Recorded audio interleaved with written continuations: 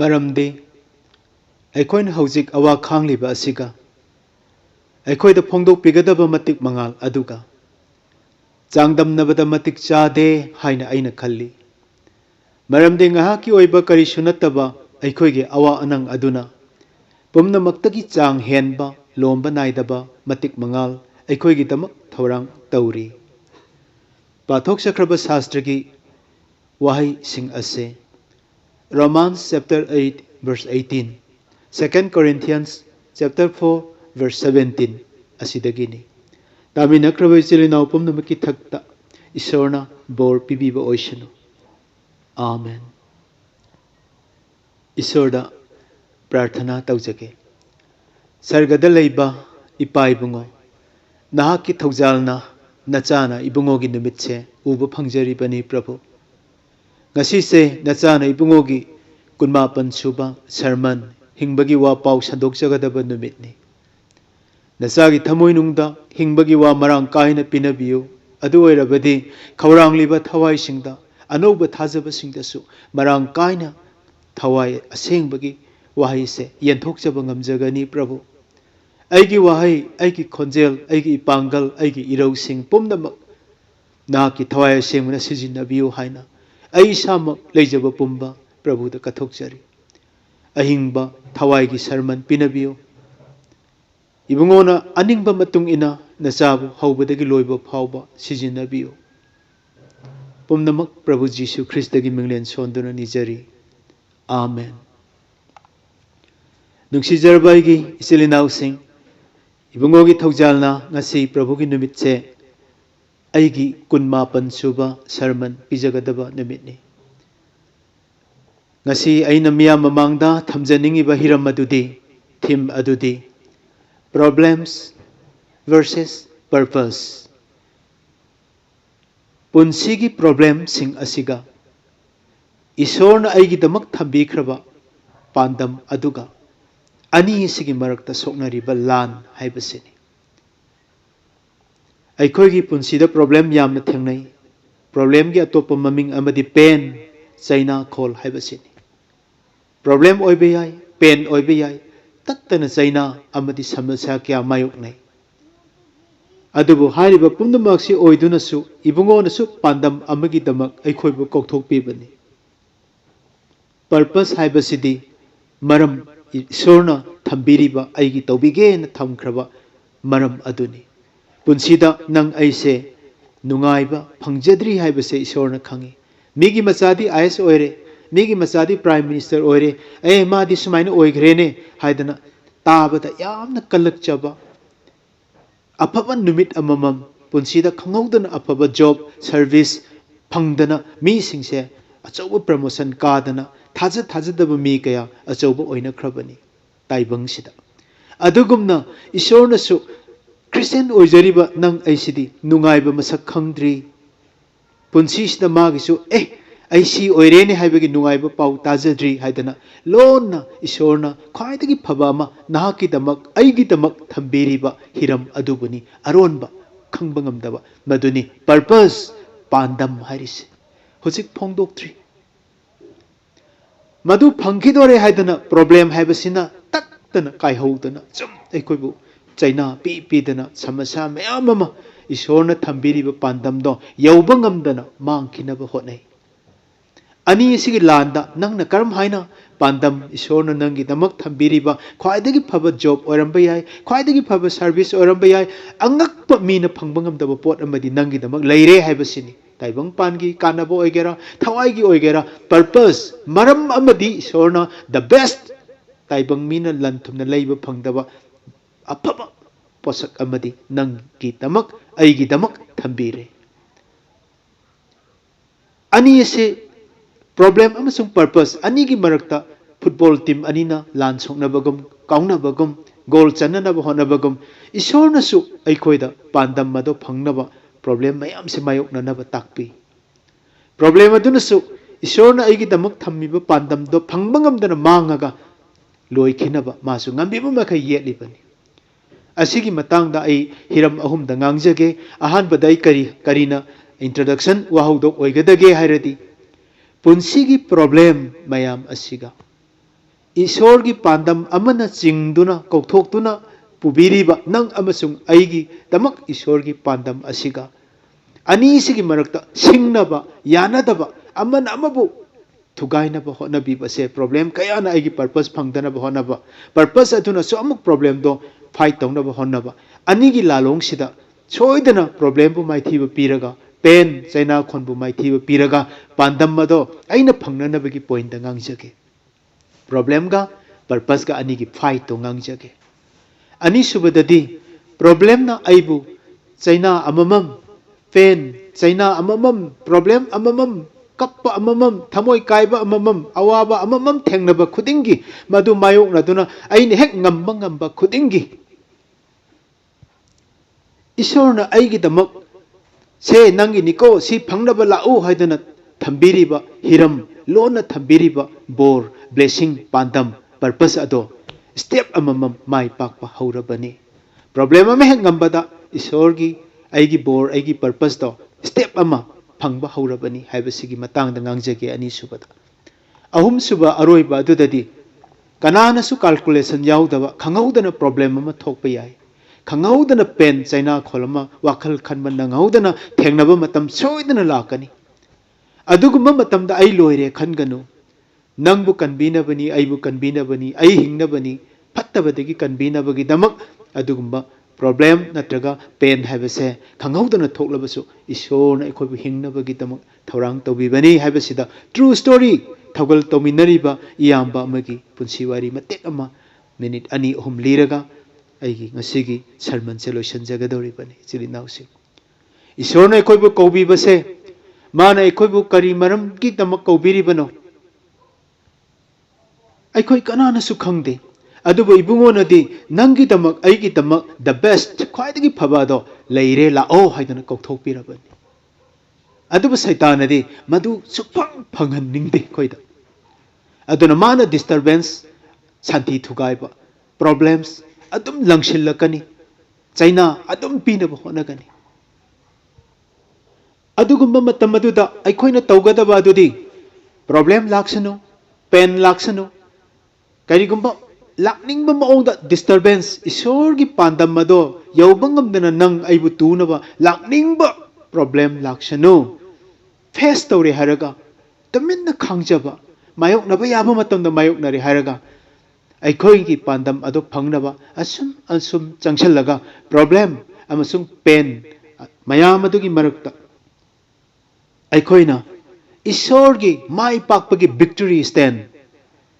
माई पाकपगी victory strain अदुदा अखोई काखतलगा लेपतुना Joy ओइरे हाइदुना अखोई खुद थांगतुना ईश्वर की पांडम मदो फंगबा मी अमममदी ओइदबा यादबनी मरुपसे प्रॉब्लम हाइबमगा पर्पस हाइबमगा पांडम हाइबमगा समस्या हाइबमगा अनि सिगी मतंगदा आई खजिक्तंग डिटेल हाइजगे ईश्वरना नंग आइगी दमक थंबिरिबा पर्पस पांडम अदुदी नंग आइगी मिन उबंगमदे मादी इनविजिबल नि ईश्वर तुमिन लोना पूदुना प्रॉब्लम मयाम की मरकता चाइना मयाम की मरकता पेंडेमिक की मरकता कोविड मयाम से की मरकता अखोइबु चिंगदुना पूरीबा असे माना थंबिरिबा सी ओहलगे अदु यौनब चिंग इबनी मयाम से की मरकता अदुबु उबदी नते मरमदि पर्पस पांडम हाइबसदी इनविजिबल नि उबंगमदे अदुबु अखोइगी पुंसीदा तत्तन सिंगनरिबा पेन चाइना नत्रगा प्रॉब्लम समस्या सिंग असिदी visible ni mitna uba yai naked eye uba yabani problem sidi adubu purpose ishwar gi maram adudi invisible ni mitna uba ngamde adubu ani asidi matam pumna makta mayuk na duna lei aikhoi gi punsida visible mitna uba ngamba problem ga mitna uba ngamdaba invisible purpose ishwar gi pandam aduga ani ase mayuk na duna football team ani gumna yanate aman amabu yanate mayuk nai मरमदुना problem नत्रगा pain हाइरिबसिना अखोइबु challenge तौरप मतमदा मंगोंदगी हेन चावबा ईश्वर की पर्पस ईश्वर की थौरांग अइगोंद लई ईश्वर की पांडम अमा अइगी दमक अरोनब पांडम तौदुना थंबीरी हाइबसे सेंगना खंगलबदी प्रॉब्लम खुदिंग अदो अइना खांगब ngमगदोइनी अइ मायोकनब ngमगनी मरमदुना प्रॉब्लम दी माइथीरनी खंगना खंगना अखोइदा लाक्लिबा प्रॉब्लम खुदिंग असे यामना अकीबगी शब्ददा मा धमका तौरगा लाकनी नोंगै पाइ बोइना लाकपा याय थांग पाइरगा लाकपा याय करिगुम्बा अमैना नोंग नुंसित ओइना लाकपा याय एनी आइगी पुंगनिंग सोकनबा आई ईश्वरदगी लापथोखिनबगी अदुगुम्बा डिस्टर्बेंस शांति थुगाइ बोइना मादि लाकनी मिन्न उबनिना अदुगुम्बा मतमदा नंग कीखिबा याय मागी थबक्ति किहनबनी नाहपो हंदोहनबनी ईश्वरना नंगी दमक थंबिरिबा ब्लेसिंग पर्पस पांदमदो लमा खांगदा थुगाइरगा मांगहनबसी खक्की कोई धमका तोबा लाकपनी प्रॉब्लम से माइदि पाओय सुकम ngमोय मरमदन मिन्न उबा महा अदु कीरगा मिन्न उबा ngमदबा पर्पस अदो अखोई निंगहनरक्तुना तोखिबा याय हाइबगी दमक सरमन थिमसे अइना पुखचरिबनी चिलिनाउसिंग ओइनिंगबा ओइसनो प्रॉब्लम हाइबसिदी समस्या हाइबसिदी पुंसिगी चाइना खोल हाइबसिदी temporary ni mahakti ngayak kini aikoina thengnariba pen chaina khol aikoina thamoi kaiba aikoigi punsida akiba awaba aina angka hotpada ngamlaroi daba phol taba ngamlaroi daba adugumba problem samasya mayam ase it comes and goes makoidi lakani amuk chatkini temporary ni adubo ishorgi purpose pandam adudi lifetime ni marupsing taibang pan gi problem kaya na aigi taibang pan gi oiba plan bu thugai ki budi ngamba yai thinthan ba ngamba yai taibang dai na sagasar ba plan kaya problem mayam amana chaina mayam amana thugai ki tuna kahen ba yai adubu ishor gi purpose di aigi ishor na gi tamak to biri ba thorang adudi problem chama chama laklabasu chaina chama phanglabasu purpose di ishor gi oiba maramna sukai kairoi marup sing aduna ninghan na biganu problem adu nangna ngamda duna apik pa maram matamda apik pa changyengda akhoi mai thiba yai problem di mi force oina pulap makoi majority oina ithakta hauraga lakpaji yai ai khutlan bangam dabani na problem aduna ngam khibasu yabani adubu khangu still nangi purpose isona nangi damang lona thambiriba nangbu singbiriba lambi adudi problem aduna kaidamada sungam moi mai thiba piba sukam ngamoi nahakna adum ngamgani aduna akhoi ninghan na ba yade adu take care tawgadaba amadi aikoina khangadaba amadi kai khraba aigi plan adudi plan tara kai khrabasu plan tara nauna muk taibang pan gi oibasti hauba yai marupsing problem lak tuna aigi business tara rak mai thi khrabasu amuk anu badum plan pai khatlaga business tawba yai dukan do ahan bado ai mai thi khrabasu anu ba plan ama grocery dagi amu stationery natraga namu karino anu atop pot ama amuk dukan di adum try tawba yai ama kai khrabasu taibang gi di plan khudimak amuk hana adum try tawba yai hauba yai ama kai khrabasu adu take care tawgadaba adudi ishona nangi tamak aigi tamak thaurang tawduna thambi khraba mitna uba ngamdaba lifetime gi oiba uba ngamdaba thaurang tawbi khraba purpose pandam blessing aigi tamak ne na mana afaba ama thambiri bado madudi amuk tang kai khibada taibang panbagi business kairaga amuk haubagum dukan mut khraga amuk nauna phamba haubagum purpose di amuk tang nangna mai thi khrabadi loire amuk hanna ishorna nangi tamak tawgadaba purpose leite aduna taibang pangi problem di kayarak thengnarabasu ishorna nangbu kauthok pibagi chap chaba maram ado pandam ado yaudri phawbadi ninghan naganu haibasini aina mayam da haijari base taibang pansida aigi problem chama lakningba laksanu ichilhin hausing chaina khol chama su ithakta laksanu nangina thakta su laksanu maram mamagi damak pandam na chingduna puriba nangi punsini nangi su nongbadi yaifaba pandam thabak ama mafam ama thak ama karigumba afabado ishorna nangi thambiri madu ikhutna lamba phangri phawbadi ai pandam phangnaba ishorgi tung ingani haiduna nangi decision khakta lobiyu problem khudimak ado ishorna nangonda soidana pangbigani madu loinamak nangna joy tawgani hojikti problem versus purpose punsida thengnariba problem sing asiga ishorna aigi damak lonna thaurang tawduna thambikhraba aina khangba ngamdaba purpose magi pandam ado phangnaba amana phangdanaba ani gi lan se yengminasi khajiktang ai Israelite chingda amadi Egypt thokiba thodokta yumpham oiraga ai panjage punsida Christian singna problem ga purpose ga karam na lan sok nei karam na mai ong nei karam haina makhoi ani se fight tong nei haibado yengmin asi kana na ngami haibado su aikoi haukraba itihas dagi yengmin asi Israel gi imong gi mi 70 humbudrana Egypt Joseph ki manak ta lakhi silinau sing mado Exodus 1 gi 5 ta khoi uba phange adubo matam kuina lerik labata haujikti makhoi mi lak manga taruk sukhre kuire Joseph su sikhiba yamna kuikre makhoi bu khangbiba Pharaoh ning thawodu su sikhiba anouba heartless Pharaoh thawai thamoi pandraba Pharaoh mana mahusil hore matamaduda Joseph sumana mawalogde Joseph sumana khangbide maramaduna Joseph pu khangdrabada Israel macha singbusu mana khangbide haujikti makhoi Egypt thabak wana suba potlum puba yengba ngamdraba minai haibado oi hore Israelite chimado haujikti Israel macha singi khwaidagi chawba problem ado atai amata nate heartless Pharaoh thawai pandraba miyoibigi thamoi chendraba anouba Pharaoh do maduni Israel macha singi problem oiribase Egypt haujik Israel singi problem di Pharaoh du khaktani ado idi Pharaoh du problem ne Israel macha sing di purpose ishor gi pandam amana chingduna makhoi Egypt porakhe bani ishor gi pandam adum hojik su leiri makha ishor gi pandam phangdri phok makhoi bu chinga dori bani Pharaoh di Israel macha sing na ishorna makhoi gi damak thambiri ba pandam kanana do phangbang amdana ba Pharaoh na lama khangda tumna manghan basina Pharaoh gi problem create to ba aduni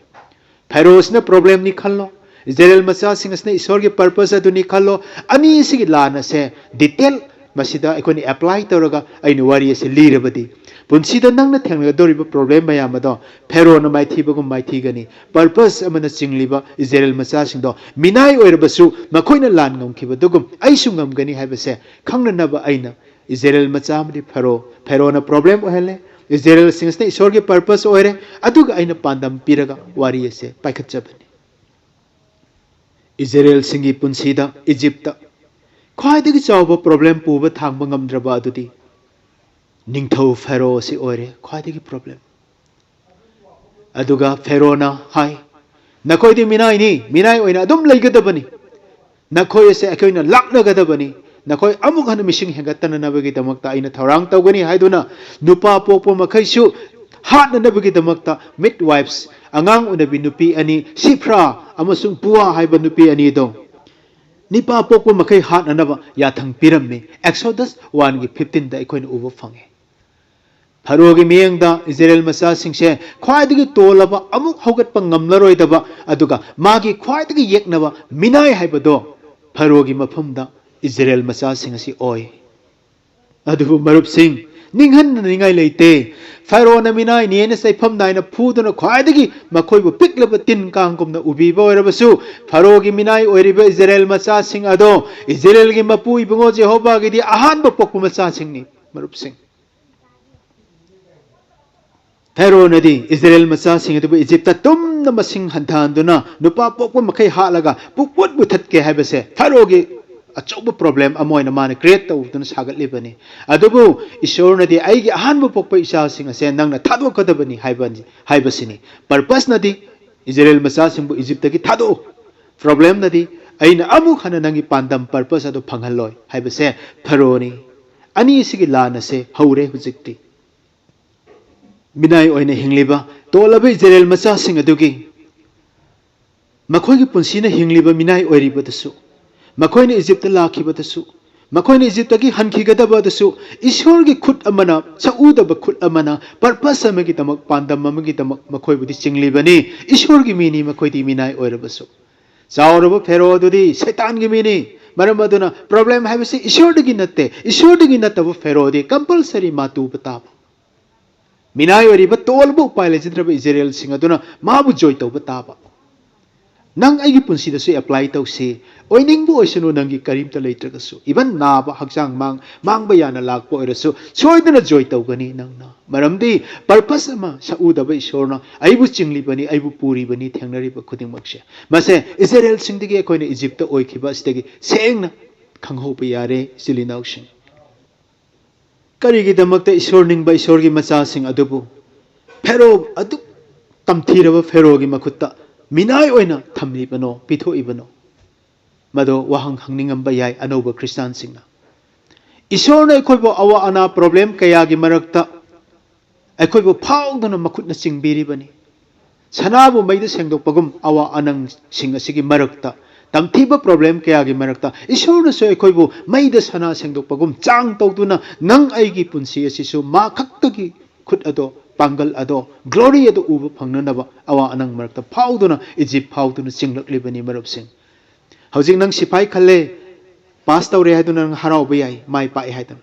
adu at nang training amadi tawda be yaro training manung adu ti nang yam wagani karigi damak sipai khudimak training piri bano hai taragadi na khulai pai ba yana bani haichu haitaba khangchu khangdaba train tawdaba nang bu karam haina sarkar na bharat na karmaina nang India na lanmi ne na nang bu lokshan da kari khulai sina doino karamba lan pham da nang thajan doino adugumna prithvi istasu aikoi khudimak se awa anangi marakta isorna aikoi ba sigumba singse thengna han baduni pen china natraga problem hairi se still nang isor gi mi oiri bani isor gi khutna nang bu loinari bani awa anangi mairi da ma manba punsi oina na ba ma khakta gi oina na ba nupi amagi ngakta nada khutta sibiya ba sana saning bada saba asengba pure goal oibiya na bagi damak maida refine tawbagum nang aisu isor gi purpose achauba thabak pandam khwaida gi best oiba magi blessing do nangonda sinaba yana ba aingonda piba yana na ba sengdokpagi process aduni maduda thengnariba aikhoigi maichak awaba singse manadi sungam ngamoi marupse Pherona ngamba makai masu thamoi kanki Moses amasung Aaron isorna sirinaduna angak pa khulai leina kaya makhogi mafamda thaki Pharo khangba ngamkhide kayarak ma chin thiba ngangduna thadoke harga thadokide thadoke harga thadokide thadoke harga thadokide aroi bada isorna haiki Moses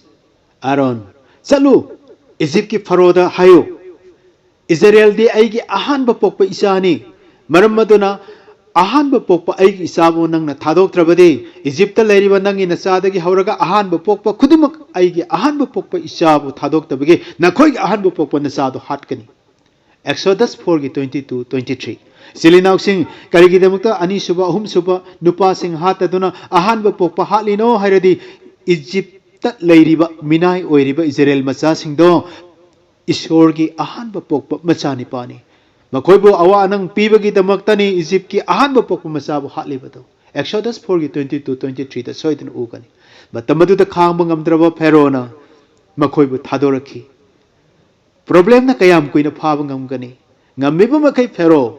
chaitana sizinariba Pharaoh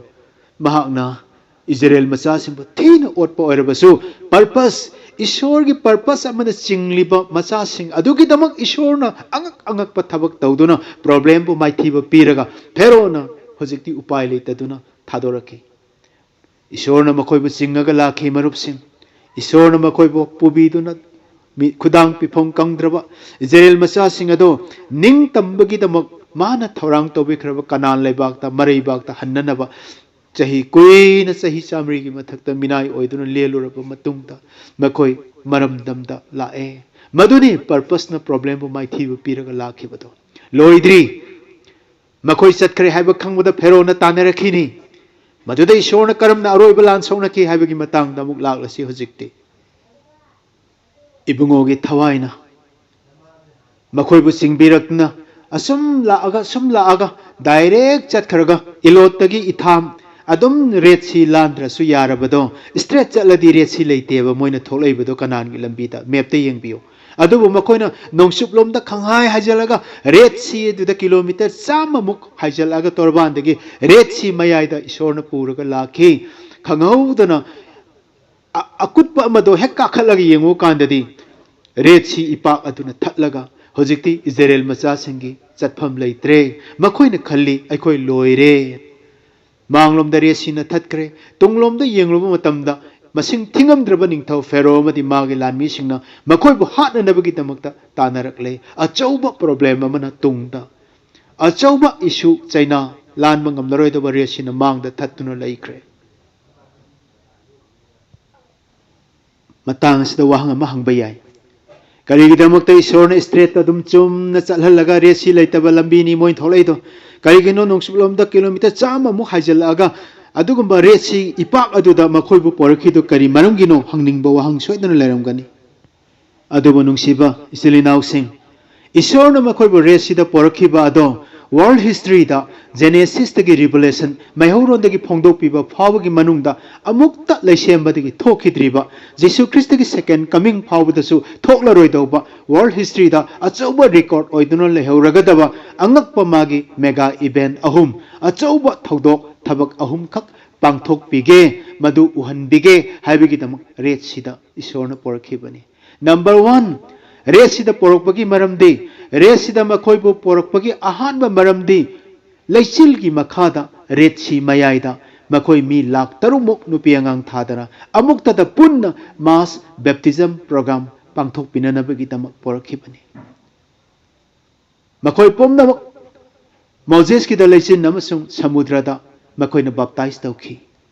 1 Corinthians 10:2ꯗ ꯑꯩꯈꯣꯏꯅ ꯎꯒꯅꯤ ꯃꯥꯁ ꯕꯦꯞꯇꯤꯖꯝ ꯑꯃ ꯃꯤ ꯂꯥꯛ 6 ꯄꯨꯂꯞ ꯑꯃꯨꯛꯇꯗ ꯕꯥꯞꯇꯥꯏꯖ ꯇꯧꯕ ꯌꯥꯕ ꯏꯁꯤꯡ ꯏꯄꯥꯛꯁꯦ ꯔꯦꯠꯁꯤ ꯅꯠꯇꯅ ꯂꯩꯇꯕꯒꯤ ꯃꯔꯝꯅ ꯃꯈꯣꯏꯅ ꯔꯦꯠꯁꯤꯗ ꯀꯨꯝꯊꯈꯤꯕꯗ ꯃꯤꯅꯥꯏ ꯑꯣꯏꯅ ꯀꯨꯝꯈꯤꯗꯣꯏꯅꯤ ꯔꯦꯠꯁꯤ ꯑꯗꯣ ꯈꯥꯏꯗꯣꯛꯂꯒ ꯇꯣꯔꯕꯥꯟ ꯋꯥꯡꯃꯗ ꯀꯥꯔꯛꯄꯗ ꯏꯁꯣꯔꯒꯤ ꯃꯆꯥ ꯑꯣꯏꯅ ꯄꯥꯞ ꯀꯣꯛꯆꯗꯨꯅ ꯐꯔꯣꯅ ꯃꯈꯣꯏꯕꯨ ꯄ꯭ꯔꯣꯕ꯭ꯂꯦꯝ ꯄꯤꯔꯝꯕꯒꯤ ꯄꯥꯞꯀꯤ ꯕꯟꯗꯤꯗ ꯊꯝꯕꯒꯨꯝ ꯐꯔꯣꯅ ꯄꯨꯜꯂꯝꯕꯗꯣ ꯄꯨꯡꯀꯣꯛ ꯀꯣꯛꯑꯒ ꯇꯣꯔꯕꯥꯟ ꯋꯥꯡꯃꯗ ꯏꯁꯣꯔꯒꯤ ꯃꯆꯥ ꯑꯣꯏꯅ ꯀꯥꯈꯠꯂꯛꯅꯕ ꯂꯩꯆꯤꯟꯒꯤ ꯃꯈꯥꯗ ꯑꯉꯥꯡꯕ ꯁꯃꯨꯗ꯭ꯔꯒꯤ ꯃꯌꯥꯏꯗ ꯃꯈꯣꯏꯅ ꯕꯥꯞꯇꯥꯏꯖ ꯂꯧꯈꯤ ꯍꯥꯏꯕ 1 Corinthians 10:2ꯁꯦ ꯃꯁꯤ ꯊꯨꯡꯅꯅꯕꯒꯤꯗꯃꯛ ꯑꯍꯥꯟꯕ ꯃꯔꯝꯅꯤ ꯔꯦꯠꯁꯤꯗ ꯄꯣꯔꯛꯈꯤꯕꯁꯦ ꯑꯅꯤꯁꯨꯕ ꯃꯔꯝ ꯑꯗꯨꯗꯤ ꯏꯁꯣꯔꯅ ꯃꯈꯣꯏꯒꯤ ꯃꯃꯥꯡꯗ ꯃꯈꯣꯏꯕꯨ ꯑꯐ ꯑꯄꯨꯟꯗꯒꯤ ꯊꯥꯗꯣꯛꯄꯤꯗꯨꯅ ꯉꯁꯤ ꯑꯔꯥꯟ ꯈꯨꯕꯝ ꯎꯠꯄꯤꯒꯦ ꯍꯥꯏꯕꯒꯤꯗꯃꯛ ꯃꯃꯤꯠꯅ ꯌꯦꯡꯖꯅꯅꯕ ꯄꯣꯔꯛꯈꯤꯕꯅꯤ Exodus 14:13ꯗ ꯄꯥꯕꯤꯌꯨ ꯑꯍꯨꯝꯁꯨꯕ ꯃꯔꯝ ꯑꯗꯨꯗꯤ ꯑꯆꯧꯕ ꯄ꯭ꯔꯣꯕ꯭ꯂꯦꯝ ꯑꯣꯏꯔꯤꯕ heartless ꯊꯃꯣꯏ ꯄꯥꯟꯗ꯭ꯔꯕ ꯐꯔꯣꯗꯣ ꯃꯥꯒꯤ ꯃꯊꯛꯇ ꯄꯔꯄꯁ ꯑꯃꯒꯤꯗꯃꯛ ꯆꯤꯡꯂꯤꯕ ꯃꯆꯥꯁꯤꯡ ꯏꯖꯔꯦꯜ ꯃꯆꯥꯁꯤꯡꯒꯤꯗꯃꯛ ꯃꯄꯨꯏꯕꯨꯡꯉꯣ ꯂꯥꯏꯅꯤꯡꯊꯧꯅ ꯀꯔꯝꯅ ꯂꯥꯟ ꯁꯣꯛꯅꯈꯤ ꯍꯥꯏꯕꯗꯣ ꯃꯃꯤꯠꯅ ꯌꯦꯡꯖꯍꯧꯗꯨꯅ ꯏꯇꯤꯍꯥꯁꯇ ꯆꯥꯔꯣꯟꯗ ꯃꯗꯣ ꯃꯈꯣꯏꯅ ꯀꯤꯕ ꯂꯩꯇꯅ ꯖꯦꯍꯣꯚꯥꯒꯤꯗꯃꯛ ꯏꯁꯣꯔꯒꯤꯗꯃꯛ ꯂꯦꯞꯄ ꯉꯝꯍꯧꯅꯕꯅꯤ Exodus 14:14ꯗ ꯄꯥꯕꯤꯌꯨ ꯍꯤꯔꯝ ꯑꯍꯨꯝ ꯑꯁꯤꯒꯤꯗꯃꯛ ꯔꯦꯠꯁꯤꯗ ꯄꯣꯔꯛꯄꯅꯤ ꯃꯈꯣꯏꯕꯨ ꯃꯣꯖꯦꯁꯀꯤ ꯆꯩꯁꯨꯅ ꯍꯦꯛ ꯏꯌꯥꯏꯗ ꯐꯨꯕ ꯃꯇꯝꯗ ꯔꯦꯠꯁꯤ ꯇꯪꯈꯥꯏ ꯈꯥꯏꯈꯤ ꯃꯈꯣꯏ ꯄꯨꯂꯞ ꯕꯞꯇꯤꯖꯝ ꯂꯧꯅꯕꯒꯤꯗꯃꯛ ꯀꯨꯝꯊꯈꯤ ꯃꯈꯣꯏꯅ ꯂꯩꯀꯪꯒꯨꯝꯅ ꯀꯨꯝꯈꯤ ꯂꯩꯆꯤꯟꯒꯤ ꯃꯈꯥꯗ ꯃꯈꯣꯏ ꯄꯨꯝꯅꯃꯛ ꯔꯦꯠꯁꯤ ꯃꯌꯥꯏꯗ ꯕꯞꯇꯥꯏꯖ ꯇꯧꯈꯤ ꯑꯗꯨꯒ ꯅꯤꯡꯊꯧ ꯐꯦꯔꯣ ꯊꯃꯣꯏ ꯄꯥꯟꯗ꯭ꯔꯕ ꯑꯗꯨꯅꯁꯨ ꯃꯈꯣꯏꯒꯤ ꯃꯇꯨꯡ ꯏꯟꯅꯔꯦ ꯍꯥꯏꯔꯒ ꯃꯈꯣꯏꯕꯨ ꯐꯥꯅꯕꯒꯤꯗꯃꯛ ꯔꯦꯠꯁꯤꯗ ꯄꯨꯟꯅ ꯀꯨꯝꯊꯃꯤꯟꯅꯈꯤ ꯃꯔꯨꯞꯁꯤꯡ ꯑꯗꯨꯕꯨ ꯃꯈꯣꯏꯗꯤ ꯇꯣꯔꯕꯥꯟ ꯋꯥꯡꯃꯗ ꯃꯤꯅꯥꯏ ꯑꯣꯏꯅ ꯈꯨꯗꯥꯡ ꯄꯤꯐꯝ ꯀꯪꯗꯅ ꯀꯨꯝꯈꯤꯕ ꯔꯦꯠꯁꯤꯗꯣ ꯏꯁꯣꯔꯒꯤ ꯃꯆꯥ ꯑꯣꯏꯅ ꯑꯅꯧꯕ ꯄꯨꯟꯁꯤ ꯑꯃꯗ ꯇꯣꯔꯕꯥꯟ ꯋꯥꯡꯃꯗ ꯀꯅꯥꯂꯣꯝꯗ ꯀꯥꯈꯠꯆꯈ꯭ꯔꯦ ꯃꯈꯣꯏꯒꯤ ꯃꯇꯨꯡ ꯏꯟꯅꯗꯨꯅ ꯀꯨꯝꯈ꯭ꯔꯕ ꯐꯦꯔꯣ ꯑꯃꯗꯤ ꯏꯖꯤꯞꯀꯤ ꯂꯥꯟꯃꯤ ꯃꯁꯤꯡ ꯊꯤꯉꯝꯗ꯭ꯔꯕꯁꯤꯡ ꯑꯗꯨꯗꯤ ꯄꯨꯟꯅ ꯀꯨꯝꯃꯤꯟꯅꯈ꯭ꯔꯕꯁꯨ ꯄꯔꯄꯁ ꯑꯃꯗꯒꯤꯗꯃꯛꯇ ꯆꯤꯡꯂꯤꯕ ꯏꯁꯣꯔꯒꯤ ꯄꯥꯟꯗꯝꯅ ꯆꯤꯡꯂꯤꯕ ꯏꯖꯔꯦꯜꯁꯤꯡꯅ ꯀꯥꯈꯠꯂꯛꯈꯤ ꯇꯣꯔꯕꯥꯟ ꯋꯥꯡꯃꯗ ꯑꯗꯨꯕꯨ ꯄ꯭ꯔꯣꯕ꯭ꯂꯦꯝ ꯁꯥꯒꯠꯂꯤꯕ ꯄꯔꯄꯁ ꯌꯥꯎꯗꯕ ꯏꯖꯤꯞ ꯃꯆꯥꯁꯤꯡꯒꯤ ꯁꯒꯣꯜ ꯒꯥꯔꯤꯗꯒꯤ ꯗꯣꯂꯥꯏꯗꯒꯤ ꯊꯥꯡ ꯇꯥ ꯇꯦꯟ ꯄꯨꯝꯅꯃꯛ ꯅꯤꯡꯊꯧ ꯑꯃꯗꯤ ꯂꯥꯟꯃꯤ ꯈꯨꯗꯤꯡꯃꯛ ꯔꯦꯠꯁꯤꯗ ꯇꯤꯜꯍꯧꯔꯦ ꯑꯃꯨꯛ ꯍꯟꯅ ꯃꯈꯣꯏꯗꯤ ꯐꯥꯎꯒꯠꯂꯛꯈꯤꯗ꯭ꯔꯦ ꯄ꯭ꯔꯣꯕ꯭ꯂꯦꯝꯗꯣ ꯂꯣꯏꯁꯤꯟꯈ꯭ꯔꯦ ꯄ꯭ꯔꯣꯕ꯭ꯂꯦꯝ ꯈꯨꯗꯤꯡꯃꯛ ꯇꯦꯝꯄꯔꯔꯤꯅꯤ it comes and goes ꯄ꯭ꯔꯣꯕ꯭ꯂꯦꯝꯗꯤ ꯂꯥꯛꯀꯅꯤ ꯆꯩꯅꯥ ꯈꯨꯗꯤꯡꯃꯛꯁꯨ ꯇꯦꯝꯄꯔꯔꯤꯅꯤ it comes and goes ꯑꯃꯨꯛ ꯂꯥꯛꯀꯅꯤ ꯆꯠꯈꯤꯅꯤ ꯃꯔꯨꯞꯁꯤꯡ ꯑꯗꯨꯕꯨ ꯏꯁꯣꯔꯒꯤ ꯄꯥꯟꯗꯝꯗꯤ ꯂꯥꯏꯐ ꯇꯥꯏꯝꯅꯤ ꯑꯗꯨꯒ everlastingꯅꯤ ꯍꯧꯖꯤꯛꯇꯤ ꯅꯍꯥꯛꯅ ꯁꯣꯏꯗꯅ ꯈꯪꯕꯤꯔꯝꯂꯒꯅꯤ ꯄ꯭ꯔꯣꯕ꯭ꯂꯦꯝ ꯍꯥꯏꯕꯁꯦ ꯐꯅꯌꯥꯝ ꯆꯥꯎꯔꯕꯁꯨ ꯐꯔꯣꯗꯣ ꯐꯅꯌꯥꯝ ꯆꯥꯎꯔꯕꯁꯨ ꯇꯣꯜꯂꯕ ꯃꯤꯅꯥꯏꯁꯤꯡ ꯑꯗꯨꯅ ꯖꯣꯏ ꯇꯧꯈꯤ ꯃꯔꯝꯗꯤ ꯃꯤꯅꯥꯏꯁꯤꯡ ꯑꯗꯨꯗꯤ ꯄꯔꯄꯁ ꯑꯃꯒꯤ ꯃꯈꯥꯗ ꯍꯤꯡꯕꯅꯤ ꯐꯦꯔꯣꯗꯤ ꯄꯔꯄꯁ ꯌꯥꯎꯗꯅ ꯍꯤꯡꯕꯅꯤ ꯄ꯭ꯔꯣꯕ꯭ꯂꯦꯝꯗ ꯍꯤꯡꯕꯅꯤ ꯄ꯭ꯔꯣꯕ꯭ꯂꯦꯝ ꯍꯥꯏꯕꯁꯦ ꯅꯪꯒꯤ ꯄꯨꯟꯁꯤꯗ 100ꯔꯛ ꯊꯦꯡꯅꯁꯅꯨ सोइदनमकी पर्पस ना जॉय तौरे हाइबसिमदि आइगे अहानब तांकक्सिना मयामना अंडरस्टैंड तौबिरमलगनी हौजिति सेकंड पॉइंट दा लाक्सरगे सेकंड पॉइंट असदि करिनो अनिसुबदुदि प्रॉब्लम ना आइबु चाइना अममम पीबा खुदिंगी ईश्वरना आइगिदमक थंबिरिबा अरोनबा बोर ब्लेसिंग माना ओहेलगे खनखिबा थाकतो स्टैंडर्ड दो स्टेप अममम आई काखतपा विक्टोरी स्टैंड दा लेपा हौरबनी चाइना में खांगबा प्रॉब्लम में खांगबा ngambada mai pakpi stand da purpose da ai langan phirang thetpagi step amamam kakhatpa phangba haurabani haiba points da ngangjake Joseph sigi matang da Joseph ta laksake Joseph ma muscular young man ni masa yam phajaba figure yam na naha oiba da phajaba body ni ma kaidong da su thawai na thalli haiba thawai semu na thalli haiba ide yaude pande makut bible ma pai khiba mi natte ma ईश्वर Nimba mama मपादगिसु यामना लामना मिनाय ओइना योनथोरख्रबन महाक्ति ताकपी तंबिनबा Israel के पुरोहित सिंहदगिसु यामना लामना लैख्रबन महाक्ति शास्त्र तंबिबा scribe ओजा गुरुदगिसु यामना लामना लैख्रबनी पुंसीदा मा तंबा फंकिदे मान कैदोंगैदसु थवाय असेंग बाइसे करिनो नंग आइना खंगी जुमाइना पेंटिकोस थेंगनखिबा मिसु नत्ते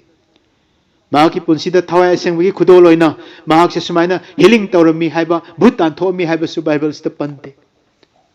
कैदोंगैदसु सुमाना healing ministry यावरमदे कैदोंगैदसु जोसेफना अननोन तंगसंगांगमी हाइबा सु बाइबल्स द यावदे महाक ट्रायल अमदि प्रॉब्लम कया कया मा मायोक नजखी महाक टेम्पटेशन कया सु मा मायोक नखी अदुबु कैदोंगैदसु माना पाप अमता लंगजखी दे मरमदि मा मसामुकु माना ईश्वर की मांगना सेंग न थमजखी मरमदि महाक ईश्वर यामन कीबनि पामचा अमनी मरुपसिंग मरम अदुना ईश्वर कीब मी अमा हेक ओइबा कांदा शैतान ख्वाइदगी येकनबा मरमना ईश्वर कीदबा मचिन मनाव ममा तिनदबा मचिन मनाव तरादा शैतान चंगी हायरगा माबु मांगहन खिननबगिदमक प्रॉब्लम अमामु जोसेफ की मथक्ता मायोकनबा हौरखी मसिना अनिसुबा पॉइंटनी जोसेफ न प्रॉब्लम अममम मायोकनबा खुदिंगी चाइना अममम खांगबा खुदिंगी ईश्वर न जोसेफ की तमक थंबिरिबा पर्पस पांदमदो अममम सुम फंगबा हौवी हैबसे अइना सी पंजनबगी तमकनी नोमतसु मंगदफो नोमतसु वखलदसु खल्लुद्रबा माना यामना नुसीजबा मचिन मनाव तरादुना इखंग खंगहौदना महापु अकंग गुहा इमम मम्बा तिन कांगना थल्लबा लिनना थल्लबा गुहादा मपुंसी मांगना नबगी तमक माबु लंगथबीखी कपना कपना कनासु उद्रबा गुहादुदा अहिंग माना लेनखी मसे मागी अहानबा चाइना खंगजबनी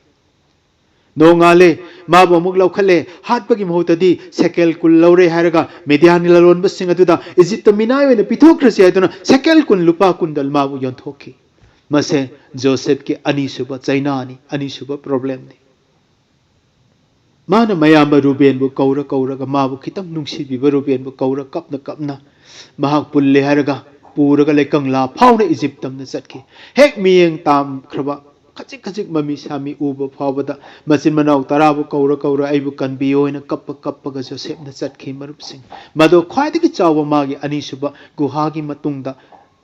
फंगबा सेकंड पेन नि अनिसुबा चाइना नि जोसेफ न खनखी ओ इजिप्ट हेक यौबदा आइगी पुंसी लोइरे अदुबु ईश्वर न करी हाइखी ओ फरेदा आइगी अहानबा माइ पाकबनी हौजिक्ति आइगी इचा जोसेफ आइनी इजिप्ट मागी थौरांग तौदुना थमख्रबा पांदम पर्पस अदो अहानबा स्टेप अमा फंगबा हौरे जोसेफ न खल्ली इजिप्ट यौरे आई लोइरे ईश्वर न खल्ली इचा जोसेफ की पांदम अहानबा स्टेप अमा माइ पाए असिनी पांदमगा अखोई मियोइबगी वाखलगा खेनरिसे चाइना अमा बोर अमा हाइसे मिनाय ओइरबसु जोसेफ न खल्ली अमरुमदति फरे इसिलिनाव तराना हंजल हंजन आइबु हाटपा आइबु ओटपदो ओटलरोय हाइथना खंजरमी अदुबु मचिन मनाव तरा अदुदा चंखिबा शैतान अदुना अमुक इजिप्त लाक्ले हारगा पोटिफर की नुपीदा अमुक मचिन मनाव सिंगी महुत सिल्ले हारगा मचिन मनाव तराना माबु गुहादा लंगथबिबगुम इजिप्त मिनाय ओइना पिथोखिबगुम पोटिफर की नुपीदुनसु प्रॉब्लम लोइरदरा हारगा जोसेफ अमुक खना जेलदा गुहागी महुत्ता मचिन मनाव नदी गुहादा लंगथबि पोटिफर की नुपीनदी जेलदा माबु लंगसनबिखि मरुप सिंह मसे जोसेफ की अहुम सुबा चाइना नि अहुम सुबा अचौबा प्रॉब्लम नि चाइना खोलनी तेंथा किबो अदुगुम्बा अवाबा अमनी अदुबो कैसुम संग यौरे हुजिक्ति आई लोइरे हाइना जोसेफ न खल्ली ꯏꯁꯣꯔꯅꯗꯤ ꯍꯧꯖꯤꯛꯇꯤ ꯀꯩꯁꯨꯝ ꯁꯪ ꯌꯧꯔꯕꯅꯤꯅ ꯃꯊꯪꯗ ꯐꯔꯣꯒꯤ ꯃꯅꯥꯛꯇ ꯄꯨꯕ ꯌꯥꯔꯅꯤ ꯃꯥꯒꯤꯗꯃꯛ ꯑꯩꯅ ꯊꯝꯕꯤꯔꯤꯕ ꯄꯔꯄꯁ ꯑꯗꯣ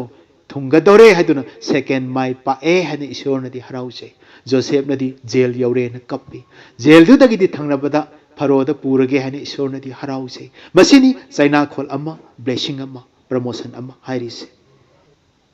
ꯖꯦꯜꯁꯤꯗ ꯏꯁꯣꯔꯅ ꯑꯆꯧꯕ ꯑꯉꯛꯄ ꯊꯕꯛ ꯑꯃ ꯇꯧꯈꯤ ꯃꯗꯨꯗꯤ ꯃꯔꯥꯜ ꯂꯩꯇ꯭ꯔꯕ ꯖꯣꯁꯦꯐ ꯄꯣꯇꯤꯐꯔꯒꯤ ꯅꯨꯄꯤꯅ ꯃꯔꯥꯜ ꯁꯤꯖꯤꯟꯕꯤꯔꯦ ꯍꯥꯏꯔꯒ ꯊꯪꯖꯤꯟꯕꯤꯔꯒ ꯖꯦꯜꯗ ꯄꯣꯔꯛꯈꯤ ꯑꯗꯨꯒ ꯆꯞ ꯃꯥꯟꯅꯅ ꯐꯦꯔꯣꯒꯤ ꯃꯈꯨꯠꯇ ꯑꯪꯒꯨꯔ ꯃꯍꯤ ꯍꯩꯔꯒ ꯀꯞ ꯂꯥꯟꯁꯤꯜꯂꯤꯕ ꯀꯞ ꯕꯤꯌꯥꯔꯔ ꯑꯗꯨꯁꯨ ꯃꯔꯥꯜ ꯁꯨꯡꯂꯩ ꯂꯩꯇꯅ ꯃꯔꯥꯜ ꯊꯩꯖꯤꯟꯕꯤꯔꯒ ꯃꯔꯥꯜ ꯂꯩꯇ꯭ꯔꯕ ꯖꯣꯁꯦꯐꯀꯤ ꯃꯅꯥꯛꯇ ꯃꯔꯥꯜ ꯂꯩꯇ꯭ꯔꯕ ꯑꯪꯒꯨꯔ ꯃꯍꯤ ꯍꯩꯔꯤꯕ ꯀꯞ ꯕꯤꯌꯥꯔꯔ ꯑꯗꯨꯁꯨ ꯏꯁꯣꯔꯅ ꯄꯣꯔꯛꯈꯤ ꯃꯔꯥꯜ ꯂꯩꯇ꯭ꯔꯕ ꯑꯅꯤ ꯎꯅꯈꯤ ꯃꯥ ꯃꯪ ꯑꯃ ꯃꯪꯈꯤ ꯑꯗꯨꯒ ꯅꯨꯃꯤꯠ ꯍꯨꯝꯅꯤ ꯁꯨꯕꯗ ꯅꯪ ꯊꯥꯗꯣꯛꯄꯤꯔꯒꯅꯤ ꯅꯪ ꯐꯔꯣꯒꯤ ꯃꯈꯨꯠꯇ ꯑꯃꯨꯛ ꯍꯟꯅ ꯅꯪ ꯑꯪꯒꯨꯔ ꯃꯍꯤ ꯂꯥꯟꯕ ꯀꯞ ꯕꯤꯌꯥꯔꯔ ꯑꯣꯏꯔꯒꯅꯤ ꯅꯪꯅ ꯍꯪꯆꯤꯠ ꯃꯁꯦꯝ ꯊꯥꯗꯣꯛꯈꯤꯕ ꯃꯇꯝꯗ ꯃꯔꯥꯜ ꯂꯩꯇ꯭ꯔꯕ ꯅꯪꯒꯨꯝꯂꯕ ꯖꯣꯁꯦꯐ ꯀꯧꯕ ꯑꯃ ꯃꯔꯥꯜ ꯂꯩꯇꯅ ꯑꯩ ꯖꯦꯜꯗ ꯊꯝꯕꯤꯔꯝꯂꯦ ꯍꯥꯏꯗꯅ ꯅꯪ ꯑꯃꯨꯛꯇꯗꯤ ꯑꯩꯕꯨ ꯊꯥꯗꯣꯛꯄꯤꯅꯕ ꯇꯧꯕꯤꯌꯨꯀꯣ ꯍꯥꯏꯈꯤ ꯑꯗꯨꯕꯨ ꯀꯞ ꯕꯤꯌꯥꯔꯔ ꯐꯔꯣꯒꯤ ꯃꯈꯨꯠꯇ ꯑꯪꯒꯨꯔ ꯃꯍꯤ ꯀꯞ ꯂꯥꯜꯂꯤꯕ ꯅꯨꯄꯥꯗꯨꯅ ꯍꯦꯛ ꯊꯣꯛꯈꯤꯕꯒ ꯆꯍꯤ ꯑꯅꯤ ꯖꯣꯁꯦꯐꯄꯨ ꯅꯤꯡꯁꯤꯡꯈꯤꯗꯦ ꯖꯣꯁꯦꯐ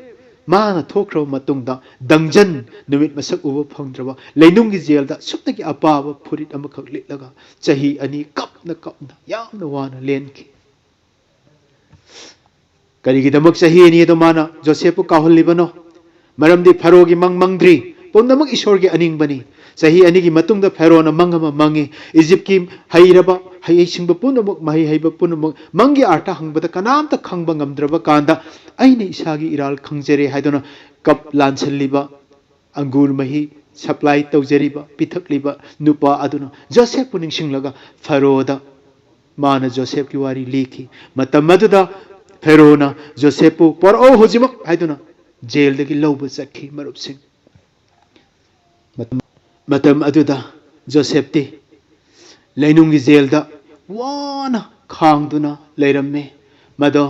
ꯖꯣꯁꯦꯐꯀꯤ ꯑꯔꯣꯏꯕ ꯆꯩꯅꯥꯈꯣꯜ ꯈꯥꯡꯕꯅꯤ ꯅꯨꯃꯤꯠ ꯃꯁꯛ ꯎꯗ꯭ꯔꯕ ꯃꯐꯝꯗꯨꯗ ꯂꯩꯔꯝꯃꯤ ꯐꯦꯔꯣꯅ ꯃꯤ ꯊꯥꯗꯨꯅ ꯖꯣꯁꯦꯐꯄꯨ ꯀꯧꯔꯛꯑꯒ ꯀꯣꯅꯨꯡꯗ ꯍꯦꯛ ꯊꯨꯡꯈꯤꯕ ꯃꯤꯀꯨꯞ ꯑꯗꯣ ꯏꯁꯣꯔꯒꯤꯗꯤ ꯑꯍꯨꯝꯁꯨꯕ ꯃꯥꯏ ꯄꯥꯛꯄꯅꯤ ꯃꯗꯨꯗꯅꯤ ꯑꯋꯥ ꯆꯩꯅꯥ ꯑꯃꯃꯝ ꯈꯨꯗꯤꯡꯒꯤ ꯖꯣꯁꯦꯐꯄꯨ ꯃꯥꯒꯤ ꯄꯥꯟꯗꯝ ꯏꯁꯣꯔꯅ ꯊꯧꯔꯥꯡ ꯇꯧꯕꯤꯈ꯭ꯔꯕ ꯕ꯭ꯂꯦꯁꯤꯡ ꯑꯗꯨꯗ ꯚꯤꯛꯇꯣꯔꯤ ꯁ꯭ꯇꯦꯟꯗ ꯁꯨꯝ ꯅꯛꯁꯤꯜꯂꯛꯈꯤ ꯅꯪ ꯑꯩꯁꯨ ꯑꯋꯥ ꯑꯅꯪ ꯊꯦꯡꯅꯕ ꯈꯨꯗꯤꯡꯒꯤ ꯃꯗꯨ ꯈꯥꯡꯕ ꯈꯨꯗꯤꯡꯒꯤ ꯏꯁꯣꯔꯅ ꯅꯪꯕꯨ ꯀꯧꯊꯣꯛꯄꯤꯕ ꯑꯩꯕꯨ ꯀꯧꯊꯣꯛꯄꯤꯕꯒꯤ ꯖꯣꯁꯦꯐꯀꯨꯝꯅ ꯑꯩꯈꯣꯏꯕꯨꯁꯨ ꯕꯣꯔ ꯄꯤꯅꯅꯕ ꯕꯣꯔ ꯑꯃꯃꯝ ꯊꯝꯕꯤꯔꯤꯕꯗꯣ ꯃꯗꯨꯒꯤ ꯄꯥꯟꯗꯝ ꯑꯗꯣ ꯑꯃꯃꯝ ꯁꯨꯝ ꯚꯤꯛꯇꯣꯔꯤ ꯁ꯭ꯇꯦꯟꯗ ꯃꯥꯏ ꯄꯥꯛꯄꯒꯤ ꯐꯝꯄꯥꯛꯇ ꯀꯥꯕ ꯍꯧꯔꯕꯅꯤ ꯃꯇꯝ ꯑꯗꯨꯗ ꯖꯣꯁꯦꯐꯅ ꯃꯪ ꯑꯗꯣ ꯍꯟꯗꯣꯛꯈꯤ ꯑꯈꯪ ꯑꯍꯩ ꯃꯌꯥꯝꯅꯁꯨ ꯐꯦꯔꯣꯅꯁꯨ ꯃꯥꯅ ꯍꯟꯗꯣꯛꯂꯤꯕ ꯃꯪꯗꯣ ꯆꯨꯝꯃꯤ ꯍꯥꯏꯅ ꯌꯥꯈꯤ ꯃꯔꯨꯞꯁꯤꯡ ꯍꯧꯖꯤꯛꯇꯤ ꯆꯥꯝꯃꯗ ꯆꯥꯝꯃ ꯖꯣꯁꯦꯐꯅ ꯑꯋꯥꯕ ꯈꯥꯡꯖꯕ ꯃꯥꯒꯤ ꯑꯋꯥꯕ ꯈꯥꯡꯕꯒꯤ ꯆꯩꯅꯥ ꯄ꯭ꯔꯣꯕ꯭ꯂꯦꯝ ꯂꯣꯏꯈ꯭ꯔꯦ ꯍꯧꯖꯤꯛꯇꯤ ꯚꯤꯛꯇꯣꯔꯤ ꯁ꯭ꯇꯦꯟ ꯃꯥꯏ ꯄꯥꯛꯄꯒꯤ ꯁ꯭ꯇꯦꯟꯗ ꯖꯣꯁꯦꯐ ꯂꯦꯞꯈ꯭ರೆ ꯏꯁꯣꯔꯅ ꯃꯥꯒꯤꯗꯃꯛ ꯊꯧꯔꯥꯡ ꯇꯧꯕꯤꯈꯤꯕ ꯄꯔꯄꯁ ꯑꯗꯣ ꯂꯣꯏꯔꯦ ꯍꯧꯖꯤꯛꯇꯤ ꯆꯥꯝꯃꯗ ꯆꯥꯝꯃ ꯏꯁꯣꯔ ꯃꯥꯏ ꯄꯥꯛꯂꯦ ꯖꯣꯁꯦꯐꯁꯨ ꯃꯥꯏ ꯄꯥꯛꯂꯦ ꯖꯣꯁꯦꯐꯅ ꯌꯥꯝꯅ ꯂꯥꯏꯅ ꯃꯪꯒꯤ ꯑꯥꯔꯊꯗꯣ ꯍꯟꯗꯣꯛꯄꯤꯔꯕꯗ ꯐꯦꯔꯣꯒꯤ ꯊꯃꯣꯏ ꯄꯦꯜꯂꯗꯨꯅ ꯅꯣꯕꯦꯜꯃꯦꯟ ꯃꯥꯒꯤ ꯐꯝꯅꯥꯏꯕ ꯃꯌꯥꯝꯁꯨ ꯄꯦꯜꯂꯗꯨꯅ ꯐꯦꯔꯣꯅ ꯖꯣꯁꯦꯐꯀꯤ ꯃꯔꯝꯗ ꯏꯖꯤꯞꯀꯤ ꯃꯤꯁꯤꯡꯗ ꯀꯔꯤ ꯍꯥꯏꯈꯤ ꯂꯣꯏꯁꯤꯜꯂꯛꯄꯗ ꯇꯥꯃꯤꯟꯅꯔꯁꯤ ꯃꯔꯨꯞꯁꯤꯡ ꯐꯦꯔꯣꯅ ꯍꯥꯏꯈꯤ ꯖꯣꯁꯦꯐꯀꯨꯝꯅ ꯏꯁꯣꯔꯒꯤ ꯊꯋꯥꯏꯅ ꯂꯩꯕꯤꯕ ꯑꯇꯣꯞꯄ ꯃꯤ ꯑꯩꯈꯣꯏꯅ ꯐꯪꯕ ꯉꯝꯒꯗ꯭ꯔꯥ ꯏꯖꯤꯞꯁꯤꯗ ꯖꯦꯅꯦꯁꯤꯁ 41ꯒꯤ 38 ꯐꯦꯔꯣꯅ ꯖꯣꯁꯦꯐꯇ ꯍꯥꯏꯈꯤ ꯅꯪꯒꯨꯝꯅ ꯋꯥꯈꯜ ꯇꯥꯕ ꯑꯁꯤꯡꯕ ꯃꯤ ꯂꯩꯕꯥꯛ ꯑꯁꯤꯗ ꯀꯅꯥꯁꯨ ꯂꯩꯇꯦ ꯖꯦꯅꯦꯁꯤꯁ 41:39 ꯅꯤꯡꯊꯧ ꯐꯝꯕꯥꯜ ꯑꯁꯤꯗꯪꯗꯤ ꯅꯉꯣꯟꯗꯒꯤ ꯑꯩꯅ ꯍꯦꯟꯅ ꯆꯥꯎꯒꯅꯤ ꯑꯗꯨꯒ ꯍꯣꯜ ꯏꯖꯤꯞ ꯂꯩꯕꯥꯛ ꯄꯨꯝꯅꯃꯛ ꯑꯁꯦ ꯅꯪꯒꯤ ꯅꯈꯥꯗ ꯅꯪꯒꯤ ꯋꯥꯗ ꯆꯠꯀꯅꯤ ꯖꯣꯁꯦꯐ ꯖꯦꯅꯦꯁꯤꯁ 41:40 ꯌꯦꯡꯉꯨ ꯏꯖꯤꯞꯇ ꯂꯩꯔꯤꯕ ꯃꯄꯨ ꯑꯣꯏꯅ ꯏꯖꯤꯞꯇ ꯂꯩꯔꯤꯕ ꯄꯨꯝꯅꯃꯛꯀꯤ ꯃꯊꯛꯇ ꯑꯩꯅ ꯅꯪꯕꯨ ꯃꯄꯨ ꯑꯣꯏꯅ ꯍꯥꯞꯂꯕꯅꯤ Genesis 41:41 ꯐꯔꯣꯅ ꯃꯈꯨꯠꯇꯒꯤ ꯁꯅꯥ ꯈꯨꯗꯣꯞ ꯂꯧꯊꯣꯛꯇꯨꯅ ꯃꯁꯥꯃꯛꯅ ꯁꯤꯔꯤꯕ ꯁꯅꯥ ꯈꯨꯗꯣꯞꯇ ꯖꯣꯁꯦꯐꯇ ꯁꯤꯕꯤꯈꯤ ꯑꯅꯥꯟꯕ ꯂꯤꯅꯦꯟ ꯐꯤ ꯁꯦꯠꯄꯤꯈꯤ ꯑꯗꯨꯒ ꯃꯉꯛꯇ ꯁꯅꯥ ꯂꯤꯛ ꯑꯗꯨ ꯁꯤꯕꯤꯈꯤ ꯐꯔꯣꯒꯤ ꯑꯅꯤꯁꯨꯕ ꯁꯒꯣꯜ ꯒꯥꯔꯤ ꯑꯗꯨ ꯖꯣꯁꯦꯐꯄꯨ ꯇꯣꯡꯍꯟꯈꯤ Joseph na madu tong dun tholok pada mi pareng lepaga pharo lak pada laubagum pharo na yai phare hana laubagum Joseph na yai phare hadun prime minister pham pibiki aduga mana satpa lambi da mi sing na khu laita dun pharo bu khurum bagum mi khuding Joseph pu khurum ki marup sing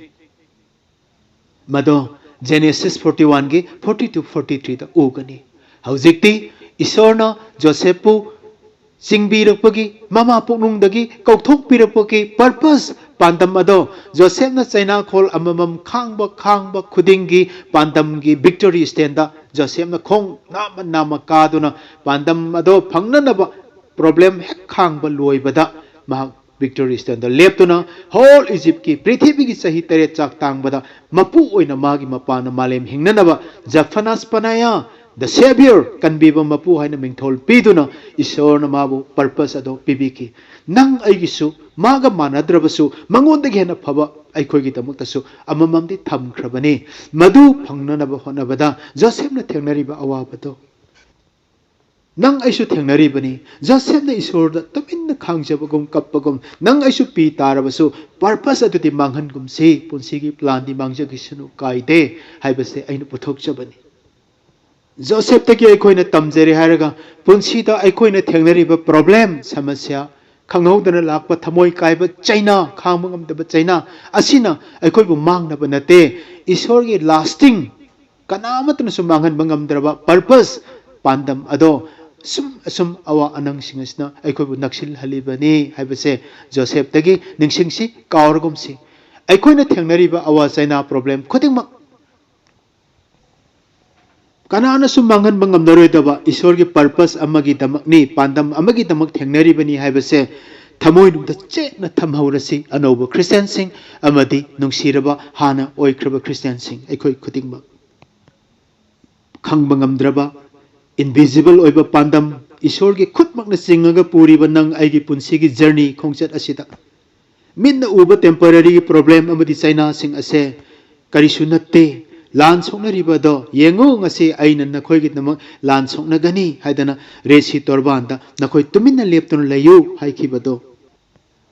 mado Exodus 14 gi 14 da haikibado Exodus 14 do upai letraba tungdana Pharaoh lami lak mamangdana resi na thatkraba matamda makhoi loire na waba matamda Exodus 14 gi 41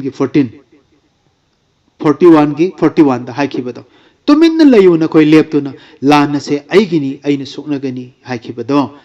aikhogi punsida liksibagumna ngakta siduna chalase haujikti ahan bada problem ga faroga purpose isorgi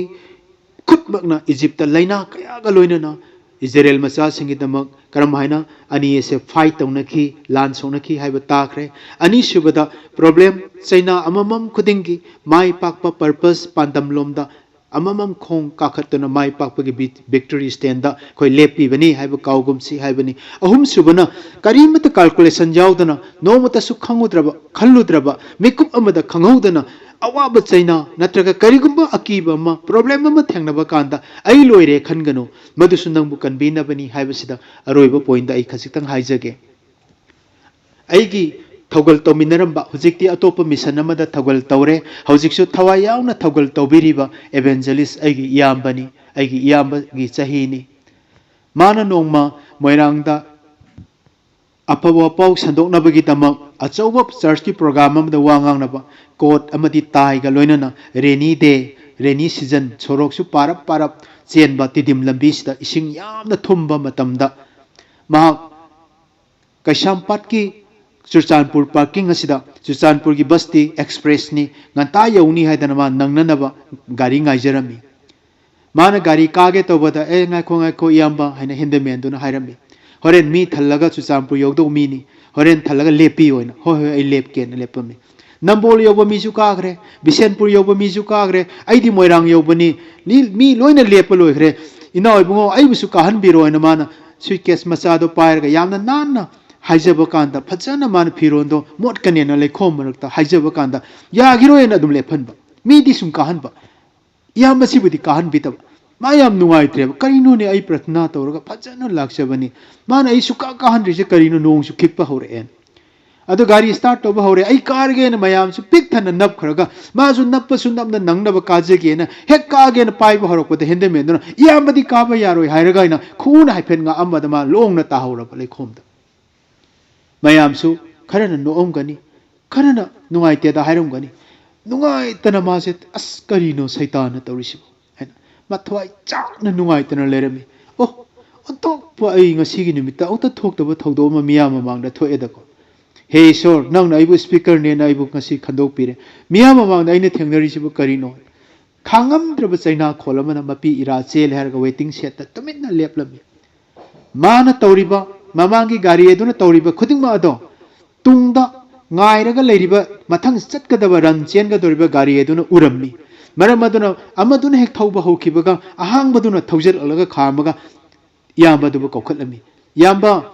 phamningba mafamda mamang sitta phambiru lao yamba da ngasai moina tawrido khoi loina uyen mathang chatkadaba hendamena duna chensalaga yamba dubu kakhatlaga khwai mamang sitta phamhan birami mathwai nungai tana prathna tawraga ma khanglami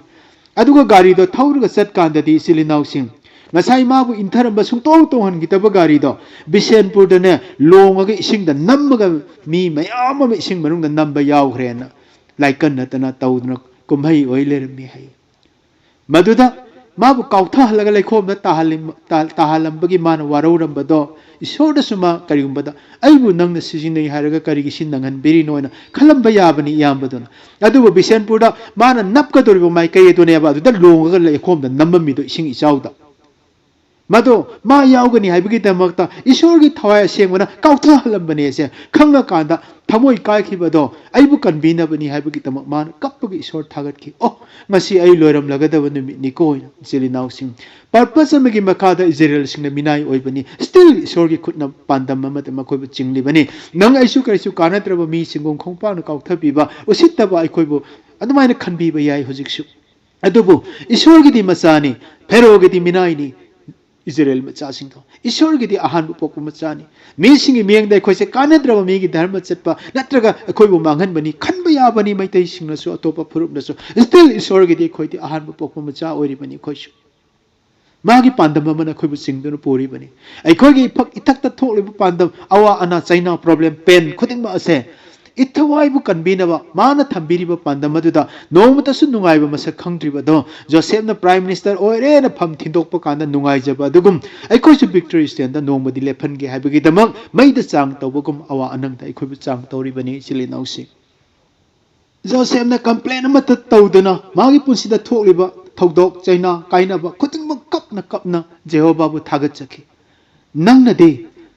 Hausik Joseph kumna complain tawdana thokliba khudingma se Ishor ge khut amana aibu chingli bani aina masi khanglabadi nomadi victory stand da ai lep khini hingli bas mi singi mamang da ai lep khini haibagi thawrang nahna tawkhra bara tawramdrabadi ngasi dagi tawbiyu pandam amad chingduna puri bani khwaidagi phabado nangi damak aigi damak Ishor ge khutta leire madu kuidre phangadaba pen problem haibase aikoi mangna banate Mase pen haibase pen is a gift Ishor gi khudol ni masigi mapana pandam purpose ado mai pakna victory stand da khoi lep ka dori bani Ishor na tamina kraba khoi punu ki thakta pandam amana chingliba punsini haiba ningsingduna thauna leina sermon asidagi victory stand da ka duna nongmadi khoi lep ngamna ba honarasi Ishor na bor pibi boisin Amen.